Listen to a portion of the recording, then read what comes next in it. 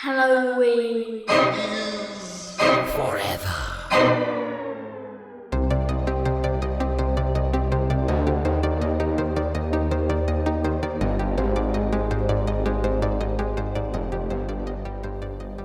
Happy holidays and Merry Christmas, everybody. Did you hear about the 3 mad scientists who visited the birth of Christ? They brought him gifts of gold, myrrh, and Frankenstein. Worst joke ever. No, it's a good one. It's an appropriate one for the holidays because it's another episode of Halloween is Forever. And I'm the crowd Steve. goes wild. Yeah. And I'm Steve. I'm Matt. joined. Matt is here. I'm joined by 3 wise men themselves. One of them is very ready to jump the gun and let everybody know he's here. But Who is that? Who is that boy who's ready to jump the gun? I'm Matt from Decayin With The Boys. And who else is here? You also have Adam, who used to be from Hop Nation USA. Yes, and now defunct, but, resurrected very Frankenstein style for this podcast. Look at that. And then we have another boy. Who's that third boy on the show? Be Adam number 2 from Decayin With The Boys. Mm-hmm. They call him El Duce. Yeah, just as the Bible predicted, there were 2 Adams and a Matt. They showed up. But yes, we are doing another bit of holiday cheer for everybody at home. And that's because, look, it's the holidays. Recording schedules get all messy. Holidays are crazy.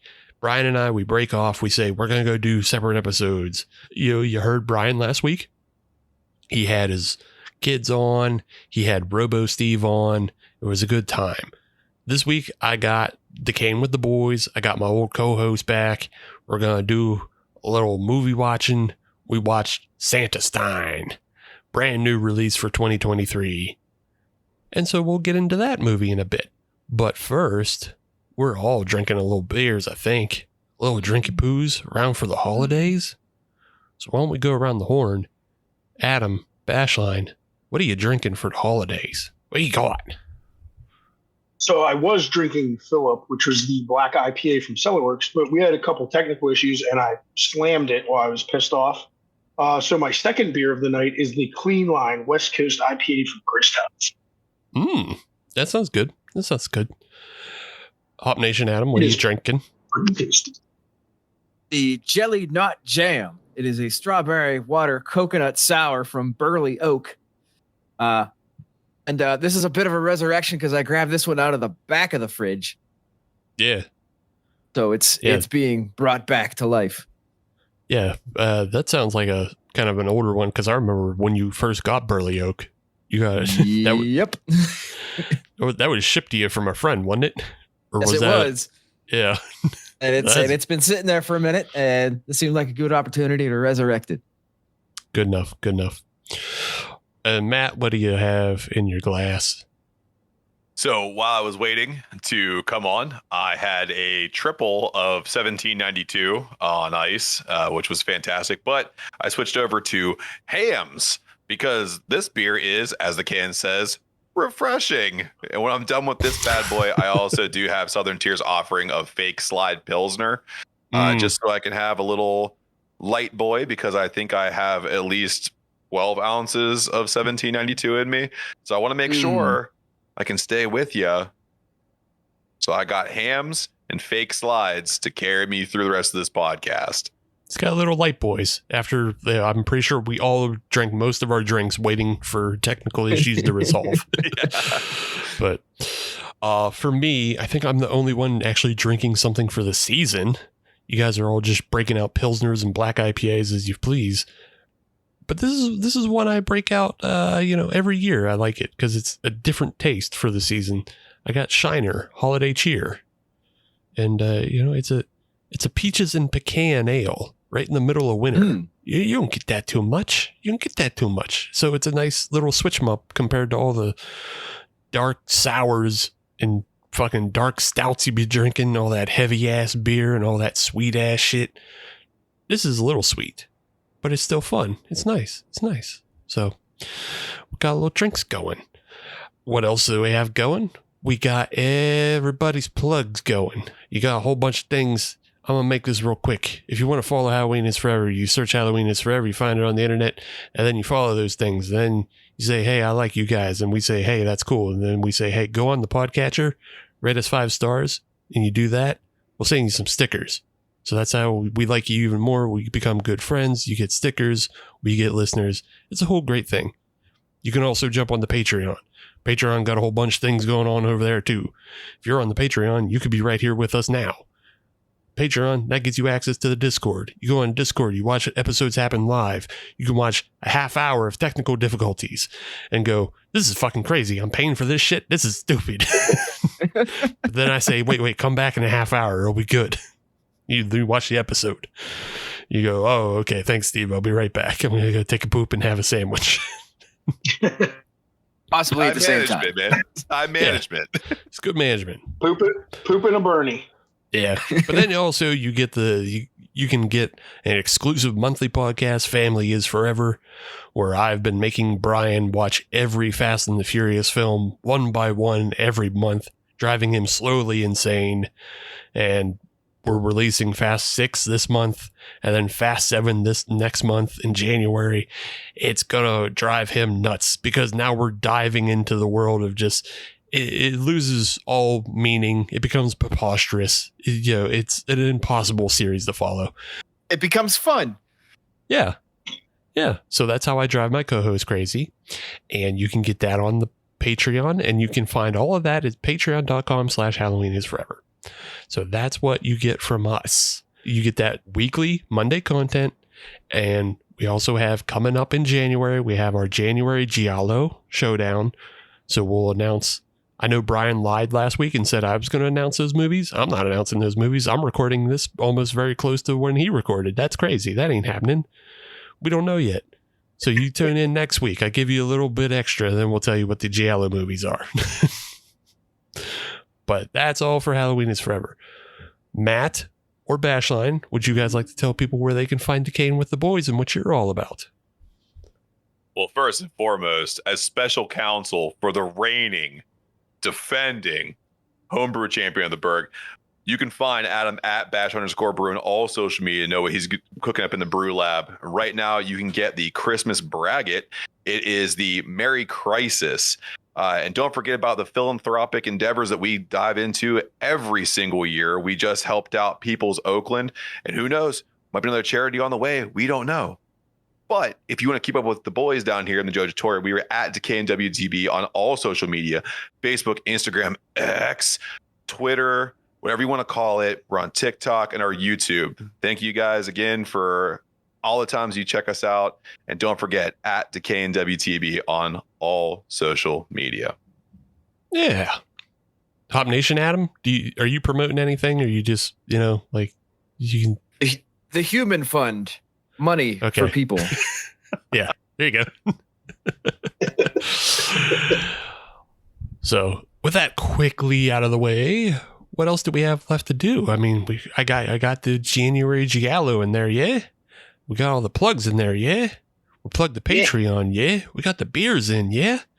Damn, I think we're ready to talk some Santastein. Y'all want to talk some Santastein? Nothing more. Yes.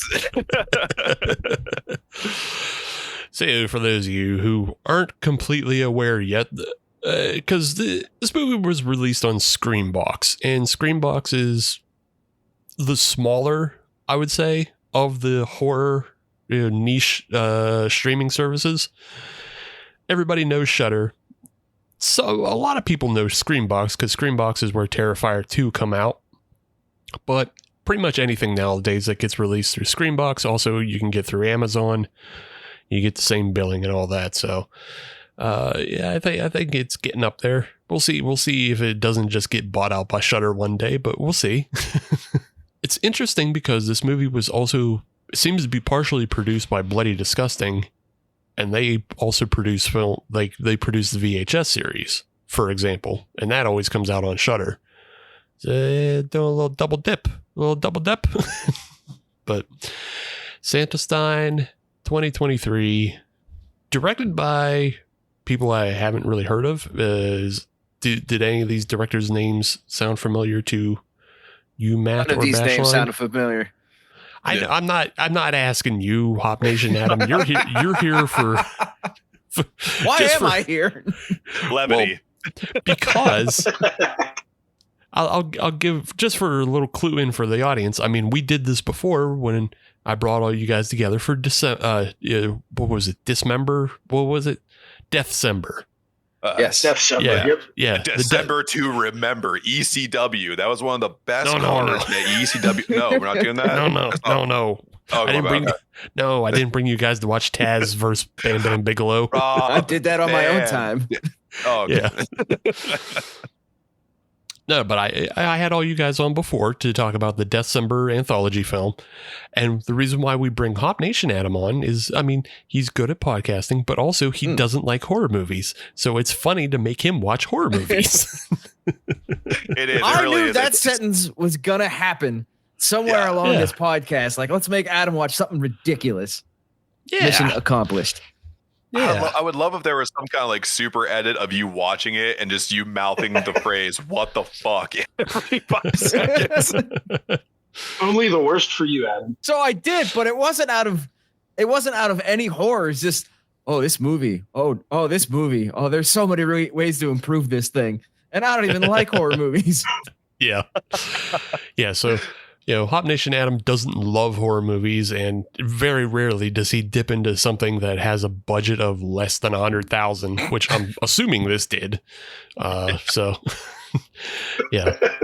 So it's fun to get an outsider's take, whereas, Bashline and Matt, they're very used to this kind of film. It's nothing new for them. It's old hat, but, they still have their good takes about it. So that's why we get everybody on. We get everybody to talk about this kind of film. It's a good mix. Yeah, so let's just go around. What was everybody's first thoughts about Santastein? What were you expecting when you went into the film, and how did you feel after? So the initial thought here is that it's going to be a goof-ass time because it's Santastein. It's a Frankenstein Santa Claus. And we'll get into the plot as we go. But I really had high hopes that we were going to see like a really funny, like Reanimator style take on the resurrection of Santa Claus. I was like, oh man, this could be really cool. Because, that's one of my favorite B movies of all time. I'm like, this could have some kind of cues of that. And no, when I was done with it missed. However, I gotta say, there were points of this movie that I was watching. I was like, I can see what they're going for. And I stayed hooked on the movie to a degree. And we'll get into, of course, what things could possibly be better. But man, my expectations were like way over the top. Reanimator didn't come out that way, but it came out of something else. And I want to see what the other guys think about this movie too. Mm-hmm. So for me, it was a little bit ruined because for these types of things, I like to just go in completely blind. All I need is the title and that's it. I'm not going to get on IMDb. I'm not going to find the actors, the directors, any of that stuff. I don't need that. But unfortunately, it was a little bit ruined because when I picked it up on Amazon and it was classified as horror and comedy. So I kind of knew there was going to be a little bit of, lightheartedness to it, or at least attempts. And at first, the first jump scare was just your normal jump scare, and then it went into absurdity from there. And that's when it got a whole hell of a lot more enjoyable because you could buy into it being just a B movie schlock fest where you just, you enjoy the terribleness of it. And I did. Because at that point, you can just start looking for stuff that is just awful, bad, or really needs improvement. And there was plenty of it. Yeah. Yeah. Bashline? Yeah, so I was expecting the worst of the worst. And to be honest, going in and the opening scene before the title credits actually surprised me. And I thought it was pretty good. But then as the movie went on, it started to meet my expectations. And quickly disintegrated into a big pile of shit. So I I think I'm kind of on the same boat as Matt, as like I saw the vision, but there's just a lot of things that they kind of like they kind of whiffed on, and other things they've left on the table. Let's talk a little bit about production wise. This apparently started as a Kickstarter back in 2019, and the target goal for the budget was $25,000. So that's kind of like what we're talking about as far as like, it's a movie that's under 100,000. They made this for 25,000, and you can kind of tell, like, it's easy to see where they dropped the ball. Probably the biggest one was like the sound mix is awful. Like it is, all the music, it blows out the actors. The actors are at different levels. It's terrible. And that's really unfortunate, because like that's one of the most important parts about a film. Like, I'd rather a film be silent and you can hear the actors than like constant blaring music. But there's still like a lot of good bits in this movie that you can pick out, and there's fun to be had. So, but just expect to not hear everything. expect to watch with subtitles on, even though it's in English. But yeah, so, you know, like I said, it started in 2019, but here we are in 2023. So it seems like a bit of a protracted production schedule, and maybe even a longer post-production. But what they come out with a film. So that's always a good. You already did better than a whole bunch of other people if you made a film. You put it together. So, and You got me beat. They put together a pretty tight film as well. Like, it's just a little bit over an hour and a half, so it doesn't drag out too long. There's a lot of decent production value in there. You know, you get a number of locations and everything. So, you know, I think they kind of did the best they could with 25,000. Is what it looks like to me. But let's quickly look at the plot synopsis, and it's simply, when Max Causey was 6, he accidentally kills Santa, and then 12 years later, he tries to rectify it by resurrecting Santa, in a very Frankenstein way. But Frankenstein, obviously, it goes Frankenstein crazy, and it starts killing people, and that's what you're here for. You're here for crazy killer zombie Santa. So that's how the movie is. They accomplish that. It's not revolutionary. There are, like I already said, there's some good bits in there, but yeah, I like it. I don't know how much I would come back to it. Is kind of my thing there. Let's start with the opening scene. The opening scene is this kind of flashback early. You have two kids kind of trying to trap Santa. This is one of the important things that Brian and I talk about. Like, when you make a holiday horror movie, you have to make it look like the holidays. It can't just be dark and grim. You have to try to make it, you want it to look like Christmas. You want it to have a Christmassy feel. And so this opening scene is pretty good at that. Like, they got like an older actor to play Santa. He looks kind of like a Hallmark Christmas card Santa. He's jolly, he's affable. And then, you have these two kids trying to trap him, and then they kill him. Oops. That's a great way to set up a movie. You killed Santa Claus. I was already saying too, like, in the foreshadowing of killing Santa is directly with Max taking the fire poker. He's like, "Watch my sweet karate skills." And he's just playing with it.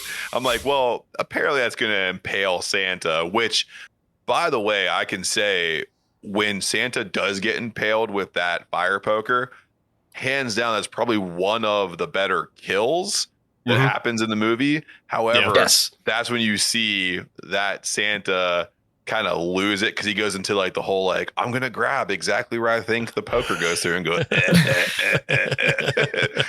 But, like, other than that, like, it was pretty good. I mean, it looked good. The effects were good. I think they spent the money kind of up front on the movie, and it showed right there in that first death, which is Santa Claus. Say goodbye to your dreams, kids. Yeah. It's the one thing I kind of wished we got out of this scene was like a little bit more slapstick. like, I really wish like Santa had just like a really long, protracted, silly death of like, he falls on the fire poker, then he falls in the fire, his leg catches fire, he's spinning around in the Just slipping on Hot Wheels for 15 seconds. Exactly. Like Slipping Kane on toys versus Undertaker, the first Inferno match. We're going back to wrestling right now. No, stop going back to wrestling, Matt. We're not on. I'm sorry. It's more like a Dollar General Kevin McAllister in Home Alone 13. Like, yeah. This time Santa's getting. Yeah. Like they had a little trap and snare set up, so yeah. Yeah. Suck I fire totally poker, agree. kid. I also thought it was disturbing that the kid photographed the whole thing. He's like a little Dahmer. Right. Like they were set up to capture Santa on film, but then like it just winds up capturing his death moments, which again, like if there's so much funny slapstick you could put into switching to just seeing the camera roll of the different photos of like, you know, Santa being on fire, Santa falling into the tree, the tree is now on fire, you know, like just like quick snapshots of these horrific images that wind up like traumatizing these kids. I mean, there's a lot of like just dark black humor that they could have gone with. I think they did pretty good again with what the budget they had. If this movie had like $5 million budget, it might be one of the funniest movies ever made. I agree with that 100%, man. Yeah. And to have Steve on as a writer, because he already nailed the opening scene out of the park. 100%, man. To do that, like the photo, like poop, poop, poop, poop, like the different photo. Oh, that'd been great. Like, oh no, my foot's in this. Oh no, my arm's in that. Yeah. He's fallen into the dinner table. Oh no, now the turkey's on his head. Oh no, he's fallen into the milk and cookies. Oh, he's got a glass in his face. Like just ever ramping up of just like terrible things that happened to Santa before he died. But yeah, it still the scene is effective and it sets everything up. And then the next couple scenes after this are also effective because now we flash forward and, you know, young Max is now a little bit like high school age. I thought it was going to be like a college student. It's kind of hard to tell what people's ages are because again, you're working with $25,000. You can hire who you can hire. So there may be a science teacher. There may be a science teacher who's exactly the same age as the students in this.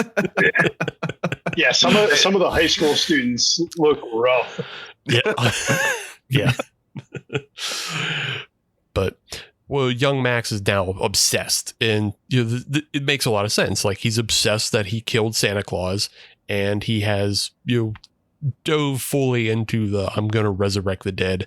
He keeps Santa's brain in a jar, which I think is very funny.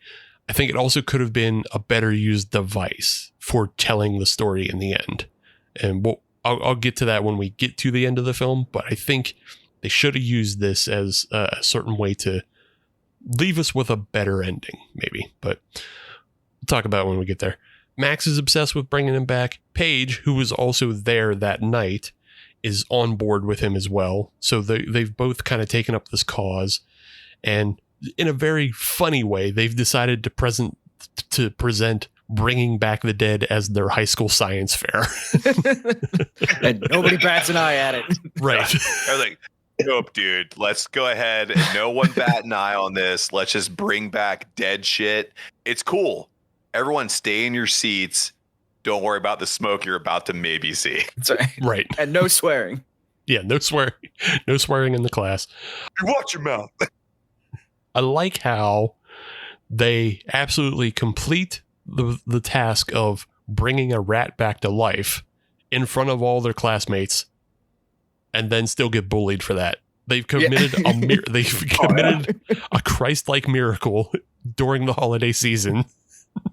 Yeah, I mean that's what happens when you create one of those miracles at what appeared to be an AA meeting in that high school. You mean you never had class in a broom closet? It did not look like a high school classroom. Nope, in a church basement. No, I have not. Yeah. Yeah, I got a couple of bones to pick with the location scouts. We'll get to that. A bunch of people involved with the film definitely own townhouses, and they hit every single one. Look, that happens way more often than you think with a budget like this. Yeah. No, it does. Oh, it definitely does. I mean, I like to see it. Yeah. Two of the movies that we featured on the show in the past, Carousel, which is one of our favorites by, local Pittsburgh filmmaker, Steve Rudzinski. All of Carousel takes place in a townhouse.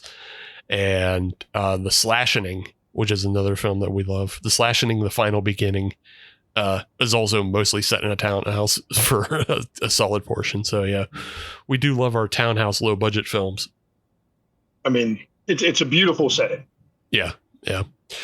It's interesting how this film feels like it's made. I think Hop Nation Adam said this before we started recording, but he said this film was set in 2008.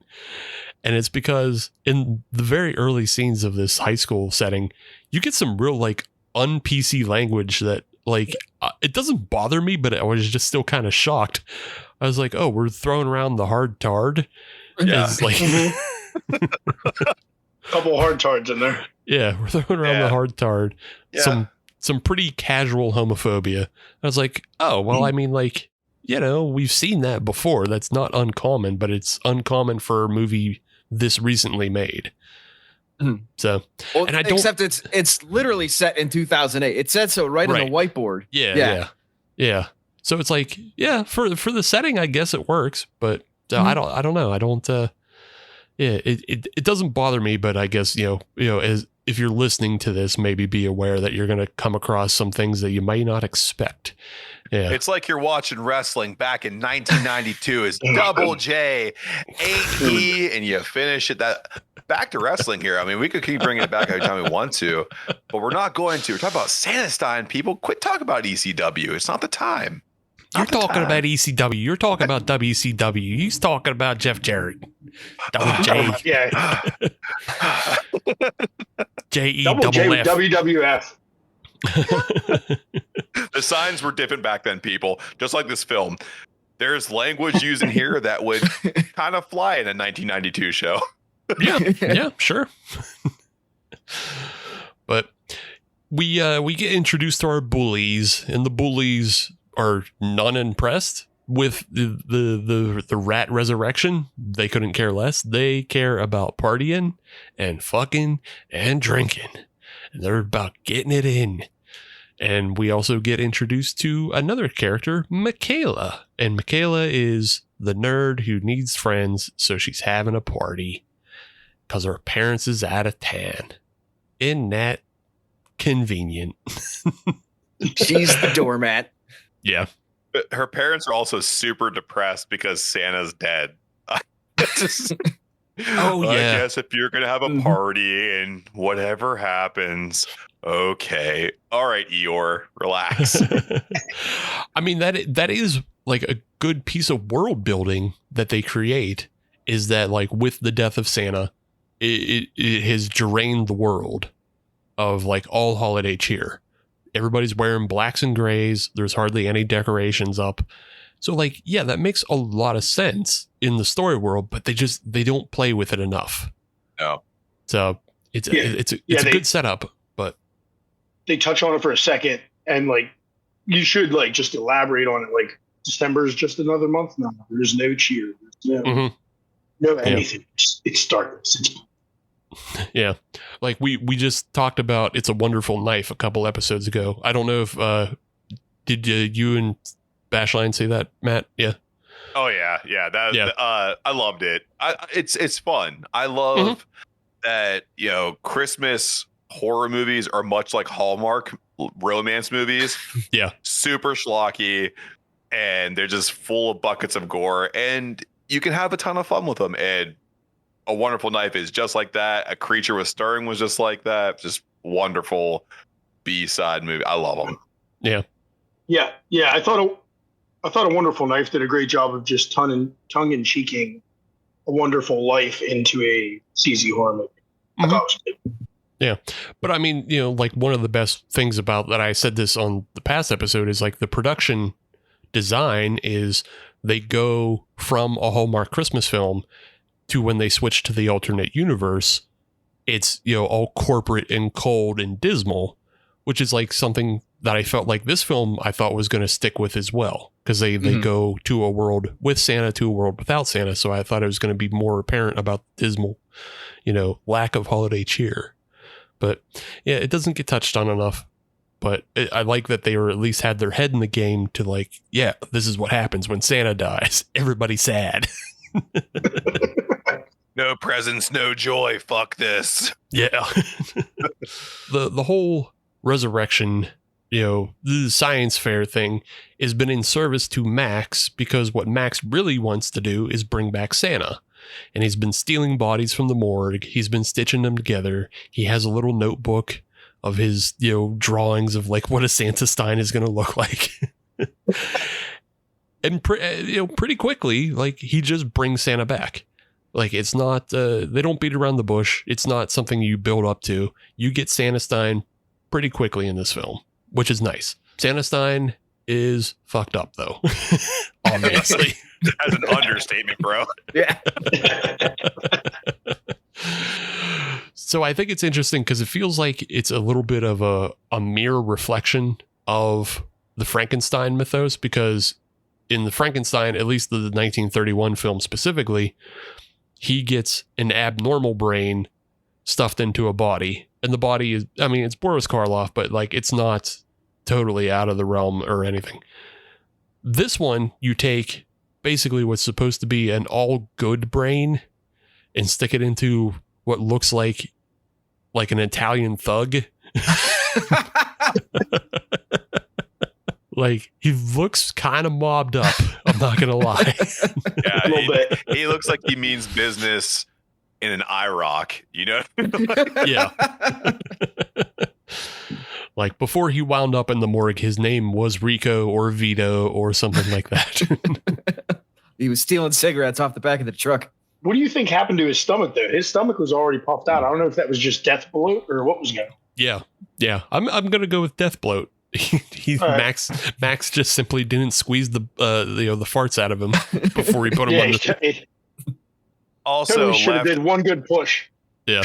Also left a cool kill scene off a table, either the bile being thrown up or a death fart. Mm-hmm. Either one of those would be pretty cool to murder one of these dumbass kids with. Whenever Steve and I redo this film, we'll make sure that there's a death fart. Yeah.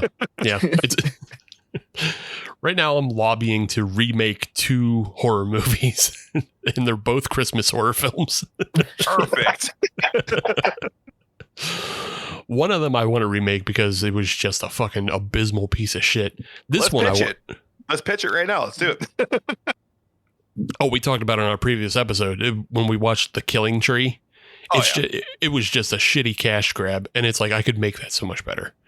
This one, I want it remade simply because I see the vision and I see the better movie it could be, because I see all the parts that are there, what they want it to be, and it's like, I want this to happen for you. I want the real funny Santastein movie where he's farting. It's a great premise. It's a great premise. Yes. Poor execution. Yeah. Or poor budget, more so. Yeah, poor budget. Well, poor execution is hard to say when like you only can execute so much. Like, limited. True. Yeah. I'll limit myself to limited execution. Yeah, it's like you did the best you could, and hopefully you can just like what should happen for filmmakers like this is that they should be able to take their film and they say, look, I completed it, so that's 1, I got it done. 2, take a look. 3, give me money to make it again. Yeah, absolutely. Yeah. Like the old Cannes film pitch. Like, I made this 15-minute short. Give me money so I can make it even better. And honestly, too, like what we're saying here, if you inject another $100,000 into this movie, maybe even $200,000, you can make this thing be like a cult classic Christmas horror movie. The pieces are there. The vision's there. Yeah. It's like buying an old house. It's got good bones. Yeah. Good bones. It's got good bones. You want to do an HGTV show with me? There. It's already there. Good bones. Fuck. I missed it. do an HGTV show. And like every time you move the bus, it's just a movie theater, and then you watch the movie. Welcome to Santastein. Ah, fuck. It's fucking Santastein. So we touched on Michaela, who's having the party. I like her actress just because she's delivering a lot of fucking crazy she's delivering her lines with the most oomph. Mm-hmm. Whether it's good or bad, she puts the most oomph into her line rating. So I'll give her a shout out. The actress, her name's Kaylee Hayner. She puts the most oomph into her lines. The other one is the coroner / cop, Damian Edwards. He's also putting the most ass into his performance as well. Like, except we tried to open that door in the morgue, by the way. Like, Max steals the body from the morgue. He's like, "Oh, this door closed. What am I supposed to do with this?" Yeah, I guess I'm done. But when he's getting attacked by Santastein in the police station, and just the outright screaming and weeping as he's cowered in the corner is probably one of the funniest bits in the entire film. Because I don't know if you guys have ever heard the Bill Burr bit about when you're on a plane and it's going down, and the last thing you want to hear is bitch noises. It's like somebody in the background making bitch noises, going ah, ah. That's exactly what he's doing. He's in the corner as people are being murdered, just making bitch noises. It's the funniest bit. Right before he gets his Dark Knight Batman rebirth, including the music. Oh yeah. So Santastein, obviously, he gets away from Max. He loses it, but is arrested by the police and is taken into custody. But while he's in custody, this is where Santastein goes on his first rampage and basically just kills all the cops. Halloween 5 style? Is it Halloween 4 or 5 that Michael kills the entire police station? Hell yeah, bro. It's 5, baby. He murders them, murks them. I'm pretty sure that's 5. Yeah. Just, leaves the entire town without police. But, there's only like 4 cops at this station, and one of them is a half coroner. And I don't know if you noticed this, but the other cop, the cop that brings him into custody, his police hat is just like the Village People gay biker hat. I honestly didn't notice it until he got his neck snapped, and then I saw the hat kind of like spin funny. I was like, "Oh, he bought that at a sex shop." Yeah. Yeah, he just has the Village People's biker hat, and then just put a little badge on it. And it's like, yeah, yep. Maybe just don't go with the hat. Maybe just don't be a hat guy. Leave the hat at home. Leave the hat at home. But overall, you get some, pretty fun violence in this scene, and it ends with the chief of police getting his guts ripped out, and he's laying on the floor, and as the only survivor, he grabs the coroner Edgar by the arm, and as Bashline was saying, gives him this impassioned speech about how you can't let things go, and there's really patriotic music in the background, gets him all psyched up. Which, terrible thing to do, because he's a rookie. He has no idea what he's doing. He goes and just suits up like the Punisher. That police chief gives a really good speech for like having his guts out of his body. Yeah. Like a good minute of a speech, a real hype up speech. Like, you go get Santastein, and then you're gonna kill the communists. Let's do this. And and then the rookie coroner immediately goes outside and shoots towards Santa and towards civilians. Yeah, and towards children. He shoots at children. Yeah. I was gonna say too, like, he decided to strap up with a body armor vest that he got from Temu. That thing had straps that were like flailing off the sides like a Doors concert. He could take flight in it. And exactly. Like, as soon as he came out, he goes, responsibilities for my rounds. Never heard of her. bang, bang, bang, bang, bang. Whoever wants to catch these rounds, they're rated E for everybody. This is for everyone who wants some. Merry Christmas. Just quickly back to that little speech scene. Again, just a little thing that they could pepper in is like, it's funny how long the speech goes on. It's funnier if he dies in the middle of it and doesn't let go of Edgar, and Edgar tries to like just go, all right. And then, but like he brings him back in and like comes back and like, you know, just continues the speech. Like, yeah, you just get a rule of three going, you know, act like he's going to die. If you remember, they did that bit a couple times in Cannibal the Musical. Yeah. There's a couple times where you think somebody's dead and they do the zoom in of his face and like you think he's dead, but then he comes back. Yeah. So like could have done that bit. Just a little thing to pepper it in. But yeah, Santastein is now officially on the loose though. He's out and about. He's killing people. The cops can't help you. And the cops especially can't help you because they'll also maybe shoot at you. It's just an irresponsible rookie. His next stop is at a liquor store, I believe. And just kind of two characters that we're just introduced to. They're not, I don't know, they're nothing special. We see them earlier in the film when Michaela's buying booze. It's just kind of a setup. I think Hop Nation Adam, this might be one of those locations you were talking about of, you know, it may or may not be. It totally is.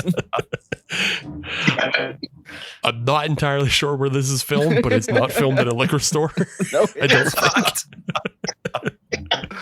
But I almost feel like it has to be because they have so many liquor bottles on the shelves. So there's a funny thing they do where there's some signage that they cover so they don't advertise the brand. But right next to that covered signage is also Jack Link's beef jerky, which you can see plain and clear. Maybe they just decided, you know what, Jack Link's, they'd be cool with it. Let it ride. Yeah.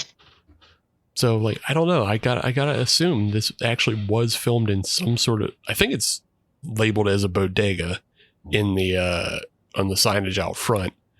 This was filmed down in Florida, so maybe this is just like the way their liquor stores, look, because they don't have to go through a state agency. Anybody can set up a liquor store in Florida. Also, too, if you look at the liquor, there's no bottle behind the bottle showing.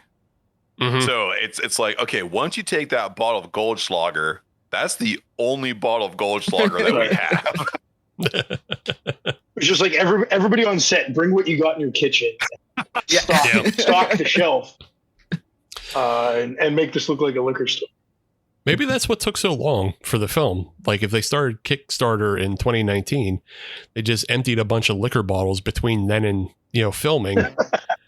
And then they just filled them all back up with, a little bit of iced tea. Yeah, that would explain a lot. Yeah. They're all just tricking their moms. I didn't drink that vodka. Quick, chug this. I need it for my movie. Chug this and fill it back up with water. Finish this off. We've all got a couple of those bottles sitting around that just haven't been finished. But yeah, we get introduced to a character named Diego and his girlfriend who works at the counter, who is inexplicably British. And yeah, like they're killed off. We get Pete, he was one of the bullies and he was at Michaela's party and he's been sent out by the main bully girl, Katie, to come and get more liquor. He somehow doesn't get killed in this scene, but Santa hitches a ride in his car. I guess. Good old hitchhiker.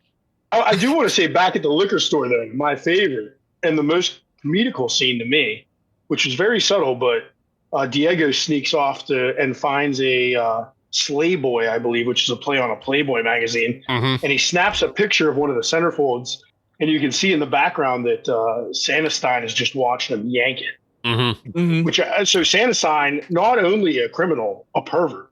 Yeah. Yes. So it's a menace. Naughty. And he just waited. He was going to wait till he finished. Yeah. Well, he sees you when you're jacking it. He sees when you're not. So, but That means I'm a good boy. yeah. Matt did bring up the one thing that we didn't talk about is Santastein is also doing the Silent Night, Deadly Night bit of anytime he sees someone and identifies them as naughty. He doesn't go full punish though. He just says naughty. Naughty. Oh shit. Damn it. Everyone's reaction too is like that they're so depleted. I don't know if they're so scared because they see this gigantic jigsaw puzzle of a human being standing in front of them, but they all just look very apathetic. It's like naughty. Ah, fuck. Yeah. Yeah. Right. Diego is extra now. Santa wanted that bad boy. Yeah. Well, Diego was extra naughty, which is why he gets hit. This is the other thing I'll give this film. It does keep within the theme of like making a lot of the violence holiday themed. So his big titty goth girlfriend, she gets stabbed with, the candy cane. And then Santa beats Diego to death with his Santa's sack full of bottles. So it's just a broken bottle sack. Like it's incredibly brutal.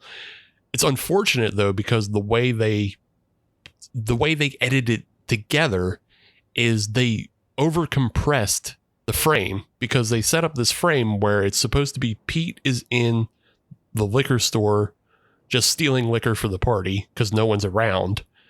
And you're supposed to see into the back room at the same time where Diego's getting beat with the bag. But they overcompressed that frame. So you have this huge black line down the middle of the frame. And then just like you can tell it's compressed and stretched. And I was like, you're fucking money shot essentially. I know we've been talking baiting, but your money shot is like hard to see. Like, what'd you do? Why? Yeah. I would have liked to have seen like a side by side, almost like a split screen.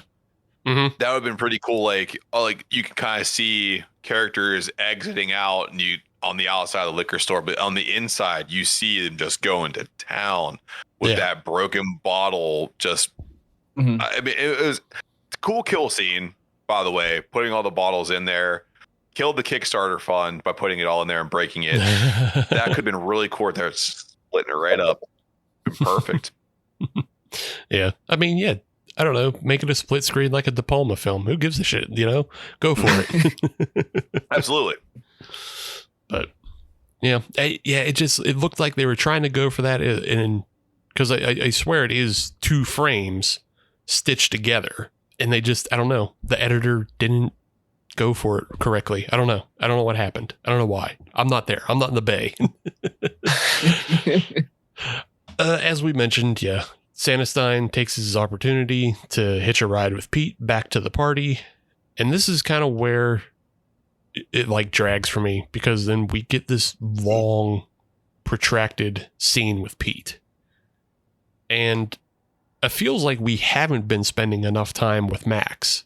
Like Max keeps getting sequestered because Max was arrested by Edgar as Santastein left the police station. And so Max is rendered ineffectual. So he has nothing to do. He can't interact with Paige.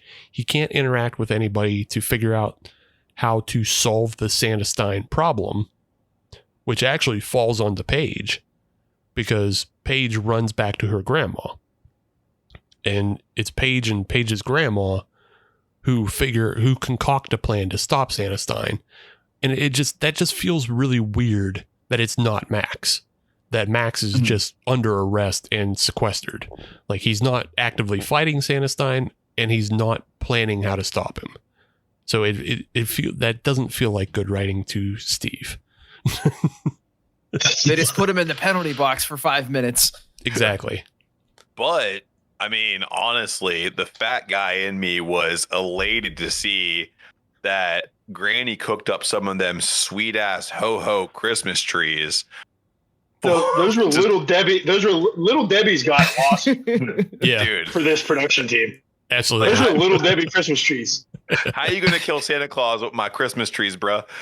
I think that's how they had to sandwich Grandma in there, who was the lispiest old lady I've ever seen. Just so they like snuck her in there. Like, what are you gonna do? Sue Grandma? You can't sue this Grandma. She's gonna lisp. She's all Never nice. could, never will. She's trying to act. She drove me crazy. I laughed so hard I had tears in my eyes during that every time she talks. I was wondering if she was possibly like an actual grandma to like somebody on the production team. Oh, I think Yeah. definitely. 100%. Yeah, totally. You know what? Yeah, I'm gonna confirm that because the film was produced by Natalie Veeder and Grandma Byers is played by Claire Veeder. So yes, this is somebody's actual grandma. Motherfucker. That's right. it's Myth busted. Nepo Granny. Reverse Nepo Granny. yeah, it's reverse. It's Nepo Granny. Yeah, Nepo Benjamin Button. And you could tell she was Nepo'd her whole life because she couldn't even make a decent cookie. They had to buy store-bought. Yeah, exactly. It wasn't even a cookie. That's a cake, you assholes. We know. We're fat. 1,000%. Yeah. 3 out of the 4 of us are fat. Yeah. The other one's fat on the inside. Trust me. So, yeah, you can't trick us. You can't get one over on us. Mm-mm. I did so the scene is basically like a montage. So you got to have a montage. And it's Paige and Granny. They decide to cook nitroglycerin cookies, which wind up being the Christmas trees. And one of the Christmas trees explodes just as like a little pop, and it's fun. But then that scene lasts a little bit too long because Granny looks at the director to confirm whether or not the scene is over. I'm so happy you said that because she like looks off screen like, this is it, right? We did it? It's good. Are we good? Are we moving on? It did a good little poof that. Do you want these cookies? Was that it? I thought it was going to be bigger. So, You bastards broke my oven. yeah. Are you done filming here? Can you get out of my house? It's past my bedtime. I don't know why, but I want to make the funny joke of like her looking at the camera going like, did the guy with the Slayer do a cum? Did he do it?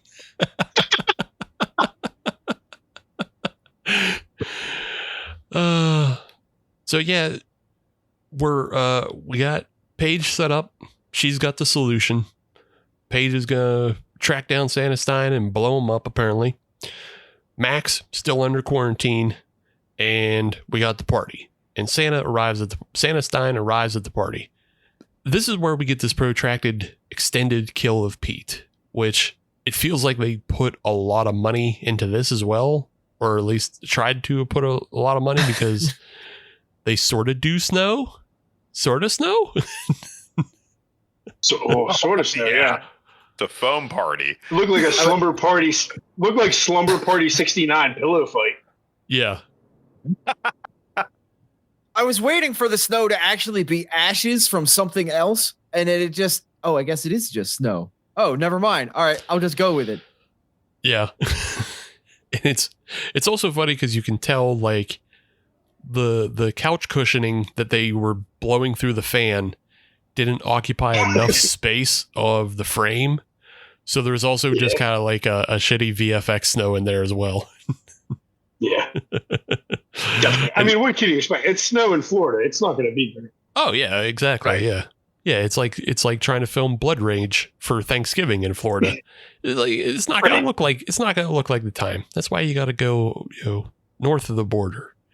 You got to get above the whatever that line is. There's a line. It runs through America. The old May Sticks line. Sure, that one. I was thinking something more geographical, but maybe, yeah. Why not? Sanastein's at the party. that means it's time for Santastein to kill. Santastein kills Pete in a reference to A Christmas Story. It doesn't, I don't know. It didn't play quite as well for me, just because it didn't feel like Pete had a reason to put his tongue on the pole. Well, there was no reason, and as he's approaching it, you can see the hole in the pole that's the vacuum from a mile away. I'm like, oh, there's a dot on that pole. I bet he puts his tongue on it. Yeah, and man, he went right to it like it was like it was Grandma Lispy's fun time.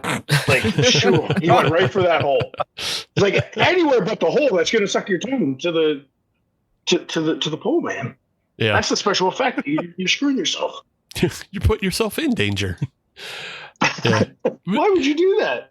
They did set it up though. It's because he was still in 2008 smoking weed out of an apple. Oh yeah. He was just so high. He was so apple. Look, we have an apple. It's cool. It's always been cool. It'll always be cool. It was dated then. There's nothing wrong with making Hush your mouth. There's nothing wrong with making a pipe out of something. You can have fun making a pipe out of stuff. I hope that's the whole reason they said it in 2008. It's because they really wanted to get the apple bowl in there. Our focal point of this whole movie is Apple Bowl. And I swear to God, if we can't get this into the climax of the film, I'm fucking done. We can't do that in 2020. What year can we do this in? 2008? Oh, we can also say the hard tard in there? Oh, cool. Let's do it. It's anachronistic to put it any other time. Nobody smokes out of apples anymore. It's perfect. Yeah. You can go on Twitter. You can find a character by the name of Mike Bong. And Mike Bong makes a fucking pipe out of everything. He made a pipe out of a 2019 Extreme Rules pay-per-view chair. He made a pipe out of a fleshlight. He made a pipe.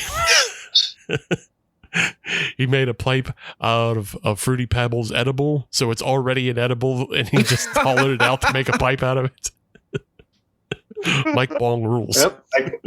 I got a page to new follow. ad on X for me. Yeah. Following that one tonight. Merry Christmas, Matt. So yeah, Pete dies by way of losing his tongue and getting his apple shoved in his mouth, and then his girlfriend Katie comes out to blow him in the car, but then she gets surprised by it's a little jump scare. The makeup is pretty good. Of just like the dislocated jaw and the apple shoved into it. So like a little bit of money went there. That looks okay. Not I too really bad. like that one. That was probably, like you said, one of the best effects of the movie, aside from the opening scene when Santa dies from the fire poker. This one here, I liked it. The apple looked really well placed in there, and the jaw dislocated. Did a good job acting too with the eyes rolled back. Top notch. Probably the best kill scene in the movie. Second, of course, is Santa on the fire poker. Right. Agreed. Yeah, I also really enjoyed this death, and I also enjoyed on the Apple side of things where they set the precedent back in the classroom scene where they had him coring out the apple while he's sitting in class. I thought that was fantastic for that. I don't know what the opposite of a callback is, but I guess a prelude, Foreshadowing. I don't know. Foreshadowing. I don't know movies, man. It's also would be known as Chekhov's one hitter. Oh, you should. Oh, That's a good joke. you need to trademark that one. Yeah, it's a good joke. Yeah. So at this point, Santastein has invaded the party. I was hoping for a little bit more because they actually got all of their friends together to, show up at this party. So I was hoping you would get just like a big massacre scene. Unfortunately, you don't, because the cop shows up at the party at the same time, and boy, is he still wild with what he's shooting off. I got this gun. Do you want to see what my gun does? Yeah. Hey, everybody. Well, you're going to whether you like it or not. Hey, everybody. The microphone goes bang. It's a funny kind of convoluted setup, but it's slapsticky enough that I like it. So at the same time Katie discovers Pete, Edgar with Max shows up to the party. Edgar discovers Katie, and Katie throws up from her disgust at discovering Pete in Edgar's eyes, blinding Edgar. At the same time, Michaela has discovered one of the other bullies in bed with I'm not sure if that character was ever defined. It's just a guy he was hooking up with. Yeah. I don't see anything about that guy before, but yeah. I don't remember him really being defined or anything. So, but Michaela is getting chased by Austin the bully, who is also dressed as Santa, and Edgar is in the party blinded by vomit, and he turns around and all he sees is somebody dressed as Santa, and now this is the second time that he's fired at children. Yeah, it's the extra part of R. Kelly's trapped in the closet, and then I pulled out my gun. Bang, bang, bang. But it's him shooting inside of the party, and this causes all the party guests to leave, with the exception of Michaela and Austin. And, Max is still in the car and Paige is on her way. So we've whittled the cast down significantly through this. And I was like, I don't know. I didn't love that. We get Austin running away from the gunfire, and he runs into a room to find that Katie is now being hung off the roof by Christmas lights by Santastein. Okay. Brings her in, and she is decapitated by the Christmas lights, leading to quite possibly the funniest decapitated head I have ever seen in a film. Yeah, and death to my favorite character of the movie, Katie, the high school girl that looks like she smoked Winstons for 30 years. Old Efficiency McGee with the CGI focused head detached from the body. But it goes back to the body, by the way. And they have a good blood pulse pack in the decapitated corpse. That part was good. However, when you see the head hit, I'm like, is this an old Eaton Park commercial when the star's going to get pulled up by the tree? What the fuck is going on? It's worse than an Eaton Park commercial. At least that was hand animated. This is just this is the most dog shit PS1 graphic head that you... It was worse than Laura Croft's tits in fucking Tomb Raider. Yeah, exactly. This head fell right out of Resident Evil 2. It just fell out of the game into the movie and lightly landed on the ground with completely different hair color from the actress. That's all she deserved. Oh, it's hard. It's going to be hard to replicate those terrible roots she had. Yeah. Yeah. I mean, how you can cast her as your hot, bitchy, bratty girl? She was supposed to be the hot, bitchy lead. Right. She was supposed to be the mean girl. Yeah. And she looks like my fucking mom now. What the fuck? I don't want to be too rude about the way people look in this film, because it's who you can hire. I compared her to my own mother. Yeah, there you go. But it's who you can hire with a $25,000 budget. But when you could have subbed her in with one of the other girls there. Yeah, when you could have made her a nerd. Could have. But when you have these bullies going through the hallways and they say, "Hey, Michaela, don't invite these people. Only invite people who look like us." And it basically boils down to, don't invite 4s to the party because we're 5s.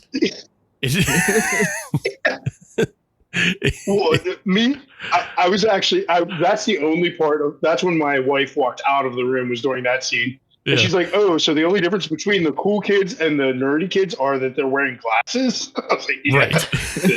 Yeah. It's they're all ugly as shit. It's you guys aren't that hot to justify it that way. No. And they didn't make the nerds nerdy enough. The nerds are just one of them has glasses and the other one has allergies. Oh, okay. The one nerd excuse me, she had fishnets on, so she's hot. Okay. That's all you need to know. Dude. Fishnets on, hot chick. Bang. The nerd on the chess team. The nerd on the chess team with the glasses could have bodied anybody in the cast. Yeah. He was a jock in disguise. He Right. would have just knocked them out. Yeah, it wasn't that strong of a joke to go for, and you maybe should have left that Right. one on the floor. Austin's pretty hot though. Austin was the hottest guy. I mean, person. Yeah, I mean, Super sexy. Yeah, they did that's the one casting they got right. Is like, okay, if we're gonna have a hot bully, we'll at least have this one as our hot bully. But Boom. unfortunately, yeah, Austin doesn't get much of a redemption either. Because I mean, he's one of the ones that's throwing around the homophobic slurs, but then you also find out that he actually is gay. But then he doesn't get a redemption in that. He just gets punched out by Santastein. Well, Santastein, homophobic. I guess so. It made Santa crazy. He's got layers. But yeah, Max escapes the police car. Paige comes through with the trees. They all kind of converge and they fight Santastein in the living room, wrapping him up in Christmas lights. It's kind of a cool scene. It works to a degree. I don't know. What did you guys think about like the way they ultimately try to dispatch and the way things just kind of work out in this scene? Because it feels muddy, and I also have the note "hat on a hat" at one point. Yeah. Yeah. It was too convoluted too quick. I think if you look at it, I felt like at that point they're like, we have to get to the end of this movie right now. Hurry up, get through this, and let's get to a final showdown. So everything was just kind of, I don't know, like rushed together, slammed together, really. And there was time here. There was an area where you could have really had like the build up to the final battle, and they left it on the table. Again, another thing where it's like, you have it, you just gotta let it breathe, let it expand a little bit, and it would have been really, really good. Mm-hmm. Yeah, it just seemed rushed. Like all of a sudden, three high school students could just take down Santastein with a bundle of Costco string lights, and it just didn't make any sense because he was just dominating people before that. Yeah, and then out of nowhere he gets to go Super Saiyan because it's Christmas. Like that was never explained either. Well, see, that was kind of explained, and I like that. I like the idea, like the closer it gets to Christmas, the more power he gets, and then he has like a Hulk up moment. I like that because it's I mean, it just makes sense. Like when you think you have the villain beat, and then he gets a one last power up. I was like, oh no, we didn't have him beat. It's the boss's second form. So that made sense to me. I like that. I do wish, though, again, because Max is so uninvolved a lot of this film, they kind of missed the beat to have Max redeploy a trap. It was a trap that first killed Santa Claus. He should have made another trap to kill Santa Claus again. They missed that opportunity by making it so muddy, and then like just quickly killing off Edgar and Austin, just like out of nowhere, felt like, I don't know, just felt unearned. Yeah. And also because it was Michaela just gets killed for no reason, which she's like the one character that should have lived. Like the joke there is that she comes back to her house after being locked out of the party. The joke is she comes back to her house and it's full of bodies. Like that, like how terrible. Like that's the one thing she should have come back and just like had a freak out of like everybody being dead. And she's like, you've messed my house up. Look at all these dead people. Right. And even after that, she like goes upstairs and looks in the mirror and like psychs herself up. Like she's going to be the final girl. Like she's going to do something. Right. And they just dispose of her without any care. Yeah. And it's even done off camera because she just confronts Santastein and he says naughty, and then like apparently wraps her up like a gift. And it's like,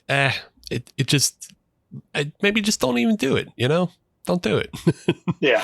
Right. I mean, two Resident Evil 2 heads aren't in the budget. Yeah. For me, it felt like that was kind of one of those swerves where, they're kind of building up a little bit like she was going to have this huge redemption arc. And then they just said, nope, you're dead.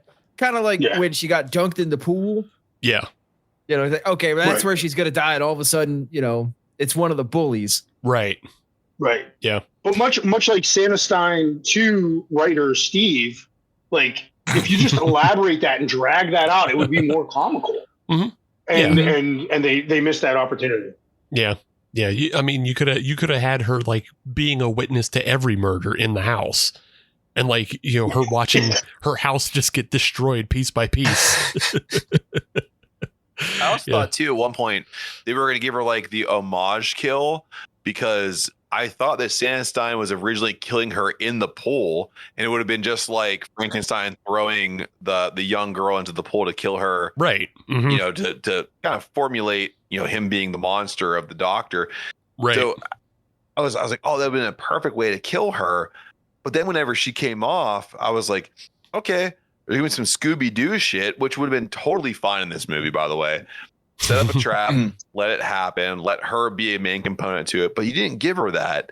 And I kind of feel like it leaves that character with an injustice. Like she needed a little bit more to kind of earn the death in the movie. Because you're right. Like, she got wrapped up with this gift. And what happened? Like, it's over. It's done. She needed more. She had more time in the movie than she deserved in her kill. Right. Yeah. And again, she was also just like the most pure of all the characters as well, because she was being bullied by everybody else. So she should have been like the one person, that just got a nice, even though they gave Edgar a nice earlier in the film, she should have gotten a pass as well. So it didn't work for me. Quickly killing off Edgar and Austin just, I don't know, feels kind of cheap as well. Like, you're allowed to leave more than one or two characters alive. You can do that in your film. It's okay. But that's how you build a sequel. Yeah, exactly. Thanksgiving, which came out earlier this year, like, there's a whole bunch of people that fucking survived that movie. Even some undeservedly so. Yeah.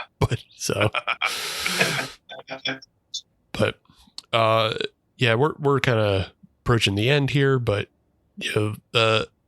Paige, she sticks one of her Christmas tree bombs inside of Santa's chest after Santa got hit with an axe by Edgar. He gets his power. He gets his second form. So now he also hits her back with the axe, and he hulks up. It felt more Ultimate Warrior than Hogan. It's because he was getting he had like electrocution. Yeah. He was like shaking the room. Yeah, he was getting his lightning powers from the beyond or whatever it is. And I appreciated that it was lightning powers for 1,000 volts. Yeah. That's it, just 1,000 volts. You can pick that up out of Harbor Freight. That ain't nothing. I kind of wish the effect was more of along the lines of like that Christmas cheer, like twinkle. Like if he just started exploding with like the Christmas cheer twinkle, and everybody's kind of like, you can get everybody to pause at it and like, oh, that's usually a good thing, right? Oh no, it's a bad thing. He's still bad. Yeah. But dude, Steve is the head writer on Santastein too. No debate. It's a gift and a curse to see the things that could be improved, but that's because I saw what they were going for. You see what they wanted. But the hat on the hat for me is when we get lured back into Max's house in Max's laboratory, and this is where the real final showdown occurs between Max and Santastein. And it really feels like they put this in because they realize fucking Max has been majorly uninvolved. So they have to have, but it does still make sense. And like Max has to kill his creation. So it does line up that way. But also it would have lined up better if Max was the one who made the fucking Christmas tree bombs with Grandma. So you could have, you didn't have to set it up this way. But I mean, I can relate with Max. He likes a good cookie or Little Debbie cake, whatever. Yeah. You make it. Yeah. He was a thick boy. He knows. Yeah, he's a thick boy. He had his treats. He was sitting at his desk a lot, writing in writing his notes. You know, you have your little treats. He's reanimating. You know, you have treats. Yeah. As a person who spends a lot of time in the lab himself, I got a lot of treats on my side. I got some fucking dried apricots sitting right next to me right now. I get into those. But yeah, the showdown injects more power into Santa and, you know, blows up Santa, blows up his house. And then that's the end of the movie, which kind of sucks. Yeah. Yeah. Like, yeah, that house explosion was real good. oof. Oh, but they never show, by the way. They never pan back ever. Yeah. Like, there's an air conditioner. There's some pieces that you got from like a Ryan Holmes build, and there's never a fucking picture of the house. You CGI'd smoke when you resurrected a rat. You CGI'd all the blood. You fucked up the kill scene in the liquor store, but you can't turn around and show me a fucking computer generated house blowing up. Shut up. They just clip art. They just did the clip art fire, and it's done. Yeah. You get 3 frames of just a mess. Like, you can't even tell what you're looking at. It's just 3 frames of a stock explosion with some debris over it. And it looks terrible. Like, and this is where, like, again, things you could have done is like not make this long protracted scene, but instead just do something simple, like put the Little Debbie cake in Santa's head and blow it up and blow up Santastein's head, you know?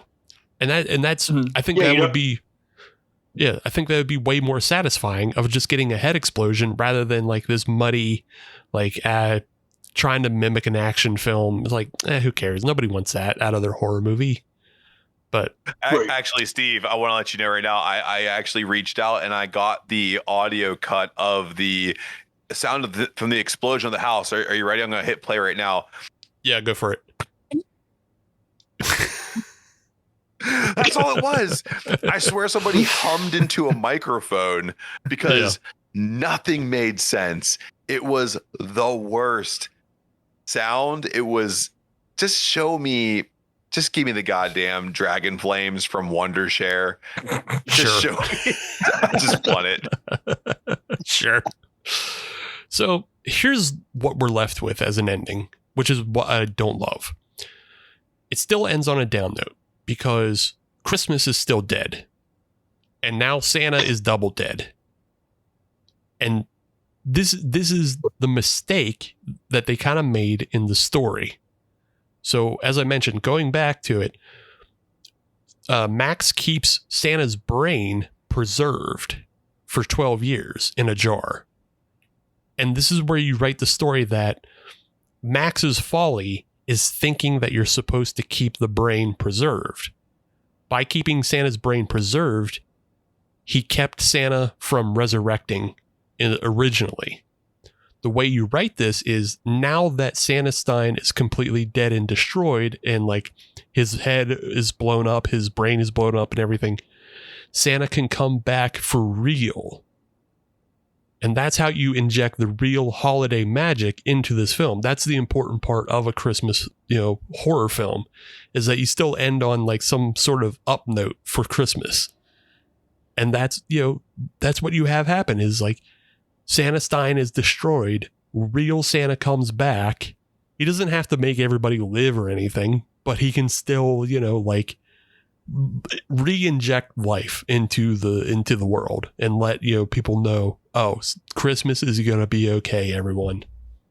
And I think that's just like the biggest letdown for me about this film is the only thing you get is Paige saying Merry Christmas, and then they walk off into the moon set, what the fuck ever was going on. Back to grandma's house, I guess we're done. Yeah. Because in the grand scheme of things, nothing has changed. Just a couple of kids died. Right. Well, yeah. I mean, Santa's dead. Max's house is gone. Half the high school's gone. Mm-hmm. It's gonna be a weird January 2nd in high school. Yeah. It's still big bummers for all around. yeah. But I like what you're saying, like on a global scale, bring Santa back. Like a bunch of people in Topeka, Kansas give zero shits about what happened in this Florida town. Right, exactly. but they are still pissed that they don't have Christmas. Right. So yeah, on a global scale, nothing has changed. Yeah. There's still no Christmas. Yeah. I mean, the high school is going to have to hire a couple more grievance counselors. Right. Yeah. Yeah. What is it? George Washington High School, as sponsored by BetterHelp. Yeah. It's good for the job market, bad for us. Use promo code Halloween is forever to get 20% off your BetterHelp session right now.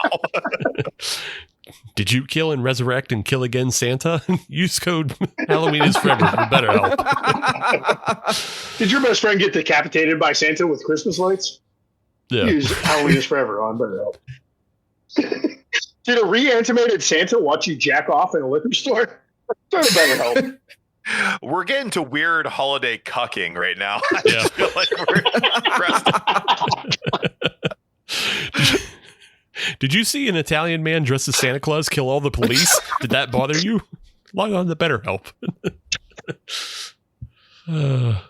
So, yeah, overall, I think there's a lot of fun in this movie. If you hadn't seen the movie before you listen to this episode, still, give it a check out. Like I said, it's on Screenbox now. It's on Amazon, or it'll eventually be on Tubi. Who are we kidding?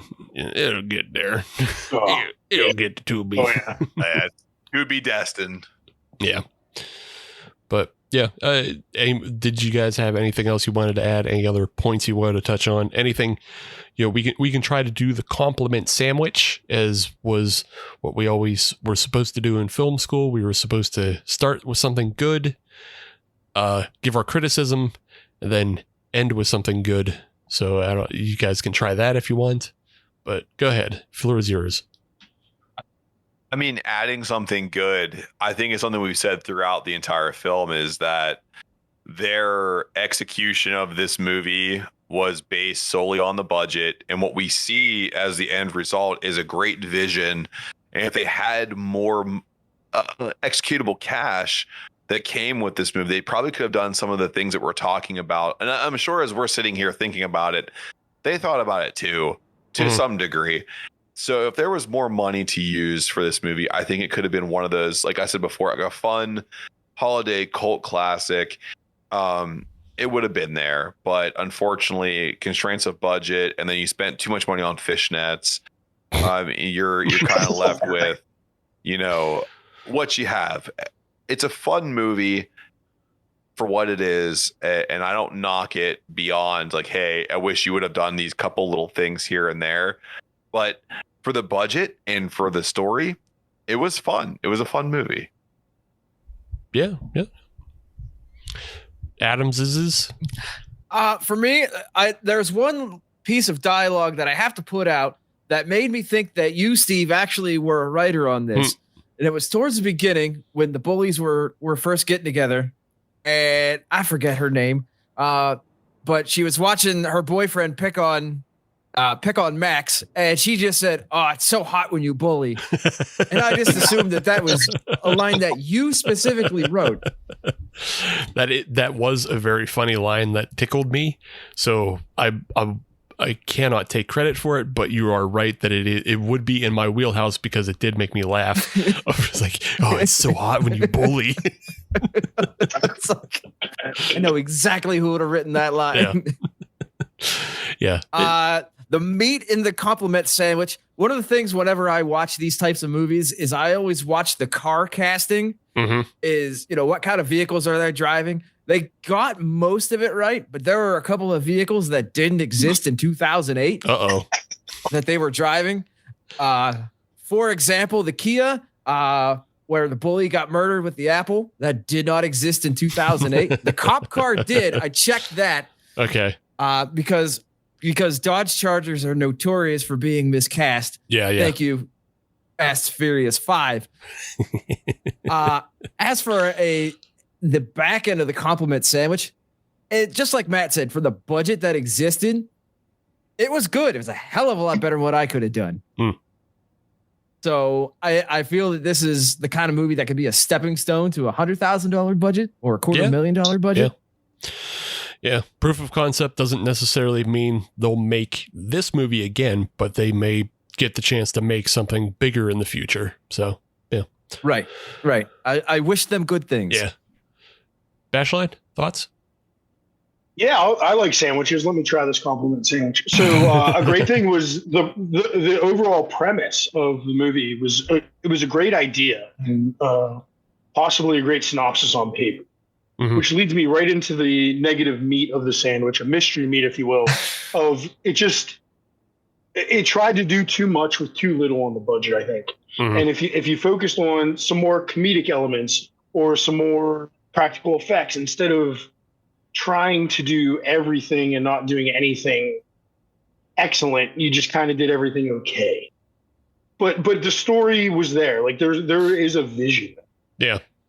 And then for my bottom bread, my ending compliment is I really like that the demise of Santastein was that he caught his reflection in a mirror and he was just feeling his fit right before he blew up. I thought that was ingenious. And like and that was kind of like what Steve led to. Like it was that sparkle of Christmas miracle. And then boom, it's over. But he was feeling himself. He was looking pretty good. He had the beard back on, looking pretty good. Yeah. So Italian Santa. But all right. Well, that was Santastein 2023. Everybody go check it out. I think it's a fun little watch. We've thought like a lot more kind of like Christmas horror movies were coming out this year. There's some that are out there. Triple Xmas is out there. I haven't seen it yet, but I think that's probably going to be a lot of fun as well. That's a killer Santa on a porn set. Yeah, a lot of boobs in that. Go check it out. As Adam Bashline was making the symbol for boobs. But yeah, go check that one out. Go watch It's a Wonderful Knife if you haven't seen it already. You can go check out all the Christmas horror that we talked about on the Showdown episode with Black Christmas and Silent Night, Deadly Night. There's 5 of those movies you can go watch. So there's still plenty to watch, even as you're listening to this on Christmas Day.